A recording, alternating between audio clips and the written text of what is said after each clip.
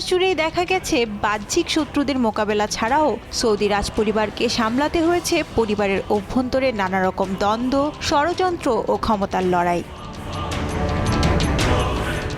১৭৪৪ সালে মোহাম্মদ বিন সৌদ ও ধর্মীয় নেতা মোহাম্মদ ইবনে আব্দুল ওয়াহাবের মধ্যে আতাতের মধ্য দিয়ে যাত্রা শুরু হয় প্রথম সৌদি রাষ্ট্রের। ধর্মীয় দিক দিয়ে ইবনে আব্দুল ওয়াহাবের সংস্কারমুখী চিন্তাধারা ও গোত্রবদ্ধ শক্তিকে কাজে লাগিয়ে এই রাষ্ট্র বিস্তার লাভ করে। তবে অটোমান সাম্রাজ্যের সমর্থিত বাহিনীর আক্রমণে ১৮১৮ সালে এ রাষ্ট্রের পতন ঘটে। প্রথম রাষ্ট্রের পতনের পরও সৌদি পরিবার তাদের ক্ষমতা পুনরুদ্ধারে সচেষ্ট থাকে।